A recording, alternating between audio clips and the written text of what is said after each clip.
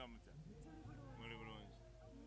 Production erietya. Production nungi nga bwe nabagamba mutino tutandisa ekintu olw'okuba abayimbi ba Uganda baleka batandisa okukendeera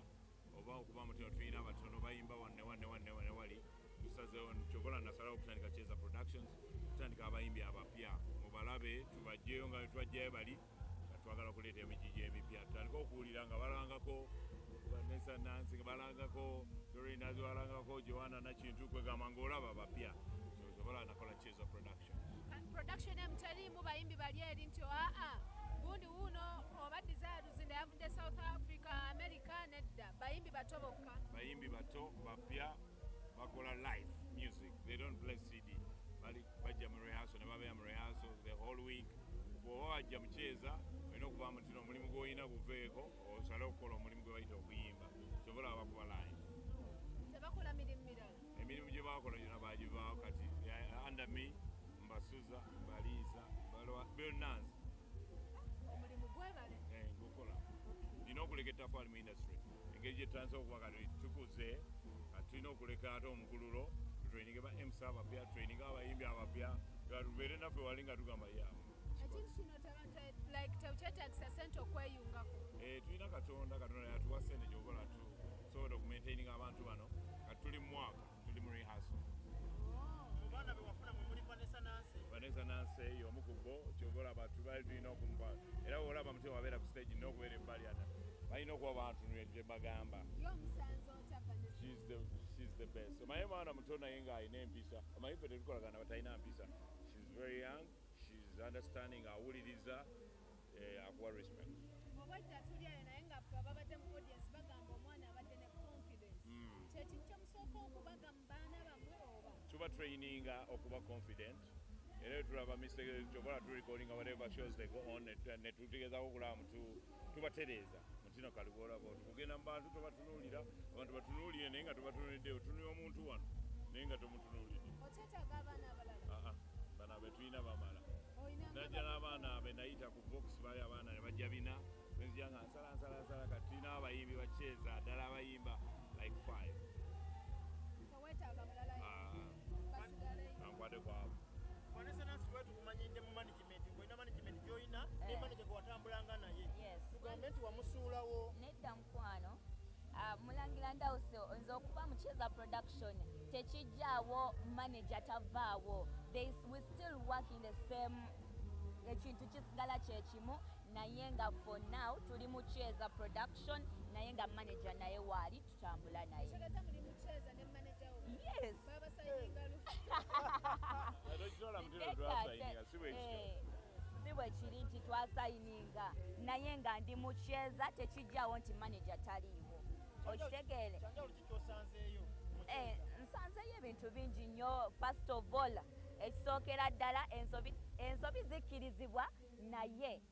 okuluŋŋamizibwa kyekisinga obukulu omuntu ayagala okuyiga woba oyagala okuyiga awo Mulangira Ndawuso oba omulina but if you don't want to learn temugenda kukwatagana kubanga munga we mundabye nti mbadde nnyimba they have recorded me era olunaddawo baŋŋambe nti wano tewakoze bulungi ate ate bw'okitwala obubi wali abayimbi nga tebagala kubagambako omanye okubya ennyo ate abantu tebakuwadde vibe so Omulangira Ndawuso akuteeka mu line what nti kino kyabadde right this is how you have to do it confidence yabadde nnungi nnyo naye wano wakyabulamu you accept that mu bulungi tewali nnyo mateeka temuteekawo mbeera bambi manyi abamawulire mugenda ne mukisuusa naye nga tewali nnyo mbeera Mulangira anti omwana atandise muto buuyo ayinza okuba stage omusajja n'abeeyi n'agamba akaana kakayimba bulungi nange njagala katwala akateekemu sente osobola okukkiriza amatu sinze nzikiriza yakkiriza naye emisoso gy'oyitamu okujja mu Cheza gye gikulemesa okukola ekyo so I don't need to tell them tebakwana because it's all right okwanibwa and okwanibwa is not bad naye olina okujjukira mutino mu Cheza tetukkiriza kino nekino mu Cheza tetukkiriza mbuto Cheza tetukkiriza balogo tetukkiriza bintu waliwo byetugaana kati bwofuna kati bwojja n'olubuto ate kati ogwo myaka 2 ate olina okuyonsa ate biki kati oba onyononera ssente so nabwe ekyo bwojja mu Cheza jangu omazeeko togize mu byaki simanyi kuzaala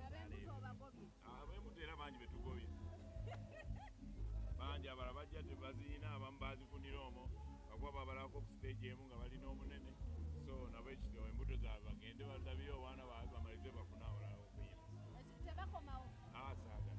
nnyo obukambwe nga bungi neera si bukambwe naye amateeka kikulu amateeka nga makakkale waba afunye boyfriend alina omwanjula mu kibiina ne mumutegeera tumutegeera ekyo kiri fine we bakyawagala ekyo kyabwe naye tetumuli mu lubuto era walufuna kati ntata ki gyomusibirira wuuyaawo maaso mwana muto sirina gye musibira kuba beera mbimusibira buli saawa mugamba ono mugamba newebeera kusejera obwedde amulaba antunuulira mugamba toseka kikirwaki totola kubawa ndi buki nina sayinsi zange zenkola nyingi nyo nengamba abiraba yabimanya nagamba kati papa agamba bwati kati tegeera genda kulaba nga pafominga bulungi bano be barema namakula b'enkya yes nakyo kisoboka naye ate rema nono vanessa mulala so you can never be her and she can never be you never know olinayo kapyaki akapya kenina just nyina kayimba kange kapya nnyo bakayita fimbo is the only brand new song I have right about now so bambi mugende mukakebeleko check me out on my social media handles Vanessa Nance official they are my usernames naye nga mwebale nnyo okumpagira nyongera okubategeeza nti I'm working with Cheza Production kuliwa Omulangira Ndaus yes omukyala Ndawusi erinnya yaligaanira ddala it is okay olyoke nakyo Falida ogenda nga yeeyita Falida nze Ndawusi bambita Omulangira Ndawusi nooli bamuyita eryo Falida Ndawusi okay tesirinaako ebyo I'm different lwaki ng'omuntu mukyawagana ate n'asigaza erinnya lyo mba manyi alina kulita kati lwaki nwaniyo erinnya come on I'm above that akole kyayagala nga tumaliriza minayo y'omu ku bayimbi be wagoba mu kibiina because ninayo tali under this ali under Fender Republic whereby I'm managing her she's been doing her books mami wamulemeddeko amalize emisomo yagimaliriza asoma bingi mama ayagala ndoza asome buli kimu ekyali ku nsi agamba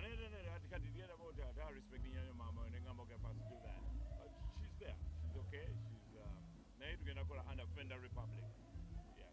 mwali tunasoma mu Uganda weyafuna abadde akulumi taliyo abadde taliyo omanaginga ebintu bibiri omulundi gumu yanze sifayo kubanga nze my talent gyensinga okwagala mu nsi nze njagala nnyo music kyobola nnemera ku music gemaanyi gange ate nkola nze sifayo tade mukyeza sene nyingi osimanyi nagiziwa katonda yazimpa nesi I don't mind akansiiwa Bobi Wine yagenze e London n'akuba n'abaleka nga mwonna buli omu asaba amazzi ekipulo kyogerako ki eki ekya Bobi Wine kyeyakoze e London yebale yayimbe ekyo mweyogedde nga atayagaliza ate nze yamakinga Bobi Wine no mwagaliza nnyo I'm not in politics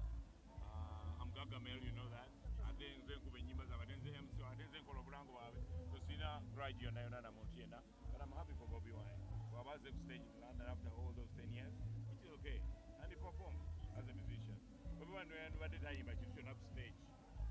abantu badde basobola oziyimba zonna which they did waliwo abagambye mbu ekivulu kyabasaze ne batambuza obutebe simanyi sibeera London Mulangira twogerako ku ssomero lyo.